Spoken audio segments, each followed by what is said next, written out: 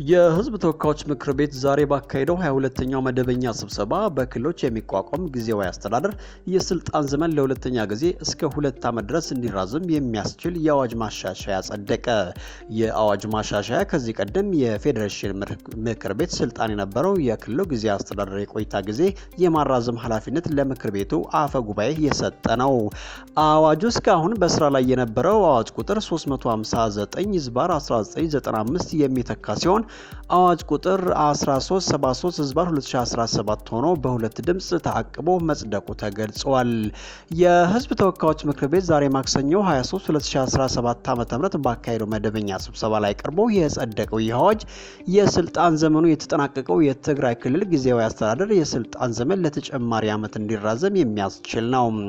የትግራይ ክልል ጊዜያዊ አስተዳደር የተመሰረተው በ2015 ዓ.ም የወጣውን ማቋቋሚያ ደንብ መሰረት አድርጎ ነው። ጊዜያዊ አስተዳደሩ ያቋቋመው ደንብ ደግሞ መሰረት ያደረገው ከ22 ዓመት ገደማ በፊት የጸደቀውን የፌዴራል መንግስት በክልል ጣልቃ የሚገባበትን ስርዓት የሚደነግግ አዋጅ ነው። ይህ አዋጅ የፌዴራል መንግስት በሶስት ሁኔታዎች በክልል ውስጥ ጣልቃ ሊገባ እንደሚችል ደንግጓል። በቀዳሚነት የተጠቀሰው ምክንያት በክልል ውስጥ የሚፈጠር የጸጥታ መደፍረስ ሲሆን በዚህ ጊዜ የፌዴራል መንግስት ጣልቃ እንዲገባ የክልሉ መንግስት ጥያቄ ሊያቀርብ ይችላል።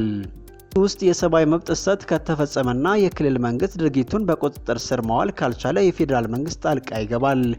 በአዋጁ ላይ የተጠቀሰው ሶስተኛ ሁኔታ እንደ በትጥቅ ትግል የተደገፈ የአመጽ እንቅስቃሴ ያሉ ድርጊቶች በሚፈጸምበት ወቅት የሚከሰት የህገ መንግስታዊ ስርዓት አደጋ ላይ መውደቅ ነው።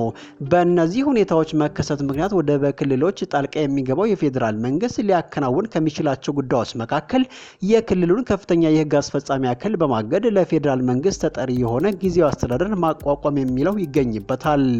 በዚህ መልኩ የሚቋቋም ጊዜያዊ አስተዳደር የሚቆየው ከ2 ዓመት ላልበለጠ ጊዜ እንደሆነም አዋጁ ደንግጓል። የፌዴሬሽን ምክር ቤት የጊዜያዊ አስተዳደሩ የቆይታ ጊዜ ማራዘም አስፈላጊ ሆኖ ካገኘው ከ6 ወር ላልበለጠ ጊዜ ሊያራዝመው እንደሚችል በአዋጁ ላይ ሰፍሯል። ምክር ቤቱ ዛሬ ያጸደቀው አዋጅ በክልሉ ውስጥ የሚመሰረተው የጊዜያዊ አስተዳደሩ የቆይታ ጊዜ 2 ጊዜ ሊራዘም ያስችላል። በክልሉ ውስጥ የፌዴራል መንግስቱ ጣልቃ መግባት አስፈላጊ ካደረገው ሁኔታ ውስብስብነት አኳያ አስፈላጊ ሆኖ ከተገኘ የጊዜያዊ አስተዳደሩ የቆይታ ጊዜ እስከ 1 ዓመት ሊራዘም እንደሚችል በአዋጁ ላይ ተጠቅሷል። የጊዜያዊ አስተዳደሩ የቆይታ ጊዜ ለ2 ጊዜ እንዲራዘም የሚያስፈልግ ከሆነም ድጋሜ ከ1 ዓመት ላልበለጠ ጊዜ እንዲራዘም ሊደረግ እንደሚችል አዲስ በጸደቀው አዋጅ ላይ ተቀምጧል። በስራ ላይ ባለው አዋጅ በክልሎች ውስጥ የሚመሰረት ጊዜያዊ አስተዳደር የቆይታ ጊዜ የማራዘም ስልጣን ፌዴሬሽንም ምክር ቤት እንደሆነ ተደንግጓል። አዲሱ ማሻሻያ ረቂቅ በበኩሉ ይህንን ስልጣን ወደ ምክር ቤቱ አፈጉባኤ አዘዋውሯል። አዋጁ የጊዜያዊ አስተዳደር ቆይታ ጊዜ የማራዘም ስልጣንን ለፌዴሬሽን ምክር ቤት አፈጉባኤ ቢሰጥም ምክር ቤቱ መደበኛ ጉባኤውን በሚያካሂድበት ወቅት ውሳኔ ቀርቦ መጽደቅ እንዳለበት ይደነግጋል። ምክር ቤቱ የሚቀርብለትን የቆይታ ጊዜ ማራዘም ውሳኔ ካልተቀበለው ውሳኔ ውድቅ ከተደረገበት ጊዜ ጀምሮ በሚቆጠር 4 ወራት ጊዜ ውስጥ ምርጫ ተደርጎ መደበኛ የክልል መንግስት እንዲመሰረት መመስረት ይኖርበታል በአዋጁ ላይ ተካቷል። ጊዜያዊ አስተዳደሩ በተመለከተ በአፈ ጉባኤው በሚተላለፍ ወይም በምክር ቤቱ በሚጸድቅ ውሳኔ ውስጥ ጊዜያዊ አስተዳደሩ ትኩረት ሰጥቶ ሊሰራባቸው የሚገቡ ጉዳዮች ሊመለከቱ እንደሚችሉ አዋጁ ያስረዳል። እነኚህ ጉዳዮች ለፌዴራል መንግስት ጣልቃ መግባት ምክንያት የሆነውን ሁሉ በዘላቂነት ለመቅረፍና ህገ መንግስታዊ ስርዓቱን ለማጽናት አስፈላጊ የሆኑ ተግባራት እንደሆነም ተጠቅሷል።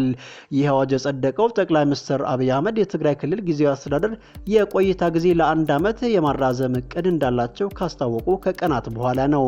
ጠቅላይ ሚኒስትሩ ባለፈው ሳምንት ረቡዕ በማህበራዊ ትስስር ገጻቸው በትግርኛ ባሰፈሩ ጽሁፍ 2015 ዓ.ም የተቋቋመው የክልሉ ጊዜያዊ አስተዳደር የ2 ዓመት የስልጣን ዘመን ማብቃቱን ገልጸው ነበር። ጊዜያዊ አስተዳደሩ በ2 ዓመት ቆይታው ሊሰራቸው ይገቡ የነበሩ ቁልፍ ተግባራቶች በወቅቱ ማከናወን እንዳልቻለ ገልጸዋል። ከእነኚህ ቁልፍ ጉዳዮች ውስጥ አንዱ በክልሉ መንግስት መደበኛ መንግስት ለመመስረት የሚያስችል ምርጫ ለማካሄድ ሁኔታዎችን ማመቻቸት እንደነበር ጠቅላይ ሚኒስትሩ ጠቅሰዋል። በክልሉ ያለው ነባራዊ ሁኔታ ከግምት ውስጥ በማስገባት የጊዜያዊ አስተዳደሩ የቆይታ ጊዜ በ1 ዓመት እንደሚራዘም ያስታወቁት ጠቅላይ ሚኒስትሩ ይህ የሚከናወነው የህግ ማሻሻያ ተደርጎ እንደሆነ ገልጸው ነበር። በዚህ መልእክታቸው በአቶ ጌታቸው ረዳ ሲመራ ለቆየው የክልሉ ጊዜያዊ አስተዳደር ፕሬዝዳንት ለመሾም የትግራይ ህዝብ ጥቆማ እንዲሰጥ ጥሪ ማቅረባቸው ይታወሳል። አሁን ከውጭ ወዳገኘናቸው ዜናዎች እናልፋለን። በማይናማር ደመሬ መሬት ከ2000 በላይ ሰዎች የሞቱ ሲሆን የሀገሪቱ ወታደራዊ መንግስት የአንድ ሳምንት ብሔራዊ ሀዘን አውጇል። በ7.7 ማግኒቲዩድ የተለካው ርዕደ መሬት የተነሳበትን ሰዓት ለማስታወስ የህሊና ጸሎት ያስፈልጋል። በርዕደ መሬቱ ሳቢያ የተጎዱ ሰዎች ከ4000 በላይ መሆናቸው ተገልጿል። በማይናማር ጎረቤት ታይላንድ በርዕደ መሬቱ ንዝረት 20 ሰዎች ሞተዋል። በባንኮክ ህንፃዎች በመሰንጠቃቸው በሺዎች የሚቆጠሩ ሰዎች ቤታቸውን ጥለው ለመውጣት ተገደዋል። በሁለቱም ሀገራት ከአደጋው የተረፉ ሰዎችን ለማግኘት ሙከራው ቢቀጥልም ሰዎችን በህይወት የማግኘት ተስፋው እየመነመነ መጥቷል። ርዕደ መሬቱ ከተነሳ 72 ሰዓታት በማለፋቸው ሰዎች በህይወት የማግኘት እድሉ ጠባብ ነው። ለ5 ቀናት የማይናማር ሰንደቅ ዓላማ ዝቅ ብሎ እንዲውለበለብ ወታደራዊ መንግስቱ ገልጿል። ዜጎች በያሉበት ሆነው ለተጎጂዎች የህሊና ጸሎት ያደርሳሉ። ወታደራዊ መንግስቱ ሩሲያ፣ ቻይናና አሜሪካን ጨምሮ ከዓለም አቀፉ ማህበረሰብ እርዳታ እንዲሰጠው ጠይቋል። የተራድኦ ድርጅቶች እንዳሉት በቀጣዩ የሚኖረው ስራ ከባድ ይሆናል። የተለያዩ በሽታዎች ሊነሱ የሚችሉ ሲሆን የመሰረተ ልማት ውድመት የእርዳታ ስራውን የሚያስተጓጉልም ይሆናል። ቢቢሲ በርዝመቱ የተመለከታቸው አካባቢዎች የእርዳታ ስራው በሁሉም ስፍራ ለመጀመሩን ያሳያል። በይፋ የሟቾች ቁጥር ከ2000 ደርሷል ቢባልም ወታደራዊ መንግስቱ የተፈጥሮ አደጋ ሲደርስ የተጎጂዎችን ቁጥር በማሳነሱ ይታወቃል። በባንኮክ በርካታ የግንባታ ሰራተኞች በስራ ላይ ሳሉ ርዕደ መሬቱ ስለተነሳ በፍርስራሽ ስር ተቀብረዋል። ከአደጋው የተረፉ ሰዎችን ለማግኘት የሚደረገው ጥረትም ብዛም ውጤታማ አልሆነም። የተባበሩት መንግስታት ድርጅት እንዳለው ርዕደ መሬቱ በማይናማር ያለውን አስከፊ ሁኔታ የበለጠ ያባባሰ ነው። ማይናማር ለ4 ዓመታት የእርስ በርስ ጦርነት ውስጥ ናት። ርዕደ መሬቱ ጉዳት እያደረሰ ባለበት ወቅት ወታደራዊ መንግስቱ ለዲሞክራሲ በሚታገሉ አማጽያን ላይ የአየር ጥቃት እያደረሰ ነው። ርዕደ መሬቱ ከተነሳበት ከተማ በቅርብ ርቀት በሚገኘው ሻንጋይ የሚታየው ሰብአዊ ቀውስ የከፋ ነው። የእርዳታ ተቋማት ሰብአዊ ቀውሱ እየተባባሰ ሊሄድ እንደሚችል አስጠንቅቀዋል። በባንኮክ በተደረመሰ ህንፃ ምክንያት ከሞቱ ሰዎች በተጨማሪ 7 ሰዎች እስካሁን ያሉበት አልታወቀም። የማይናማር ርዕደ መሬት ከታይላንድ በተጨማሪ በቻይናም ንዝረቱ ተሰምቷል። አሁን ከውጭ ወዳገኘናቸው ዜናዎች እናልፋለን። አሜሪካው ፕሬዝዳንት ዶናልድ ትራምፕ በሩሲያ ፕሬዝዳንት ቪላዲሚር ፑቲን ተናድጃለሁ፣ እጅግ ተበሳጭቻለሁ ቢሉም ሩሲያ ግን ከአሜሪካ ጋር መስራት ቀጥለናል ብላለች። ትራምፕ ቁጣቸውን ከገለጹ በኋላ ሩሲያ ለመጀመሪያ ጊዜ በሰጠችው ምላሽ በሁለቱ ሀገራት መሪዎች መካከል ያለው ውጥረት አቅላ አቅርባለች። የሀገሪቱ ቃል አቀባይ ዲሜትሪ ከአሜሪካ ጋር ግንኙነታችንን ለማስቀጠል እየሰራን ነው ብለዋል። በሁለቱ መሪዎች መካከል በዚህ ሳምንት የታቀደ የስልክ ጥሪ ባይኖርም አስፈላጊ ሆኖ ከተገኘ ግን ፑቲን ለመደወል ዝግጁ መሆናቸውን አክለዋል።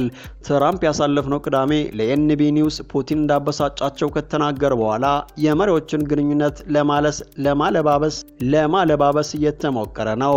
ፑቲን የዩክሬኑ ፕሬዝዳንት ቮሎዲሚር ዘለንስኪን ተአማኒነትን ለማጣጣል ሞክረዋል በሚል ነበር ትራምፕ የተበሳጩት። ፑቲን በተኩስ አቁም ካልተስማሙ የሩሲያ ነዳጅ በሚገዙ ሀገራት ላይ 50% ታሪፍ ለመጣል ዝተዋል። ትራምፕ በፑቲን ላይ የከረራ አስተያየት ሲሰጡ አይደመጥም ነበር። የአሜሪካና የሩሲያ ባለስልጣናት ለሳምንታት የዩክሬንን ጦርነት ለመግታት ሲወያዩ ትራምፕ ዘለንስኪን እንጂ ፑቲንን አልወቀሱም ነበር። ፑቲን በተባበሩት መንግስታት ድርጅት የሚደገፍ ጊዜያዊ መንግስት ዘለንስኪን እንዲተካቸው ሀሳብ ማቅረባቸው ተከትሎ ትራምፕ ደስተኛ አይደሉም። በጣም ነው የተበሳጨሁት፣ የተናደርኩት። ፑቲን የዘለንስኪን ተአማኒነት ጥያቄ ውስጥ ማስገባቱ መሄድ የምፈልግበት አቅጣጫ አይደለም። አዲስ አስተዳደር ከመጣ ለረጅም ጊዜ ስምምነት ላይ አንደርስም ማለት ነው ሲሉ ትራምፕ ለኤንቢሲ ኒውስ ተናግረዋል። የሩሲያ ቃል አቀባይ የትራምፕ ንግግር የተወሰነ ማሻሻያ ተደርጎበት እንደቀረበ ገልጸዋል። የክሬምሊን ደጋፊ ጋዜጣ በሞስኮቫስኪ ባልተለመደ ሁኔታ ትራምፕን ተችቷል። ትራምፕ ዩክሬን የሩሲያን መሰረተ ልማቶች እንዳጠቃ ለማድረግ የገቡት ቃል አላከበሩም ሲልም ወርፏል። ከትራምፕ ጋር የሚደረግ ስምምነት ሁሉ ዋጋ ያለው ለተወሰነ ጊዜ ነው። ሞስኮ ከአሜሪካ ፕሬዝዳንት ጋር መስማማት ትፈልጋለች ብሏል ጋዜጣው።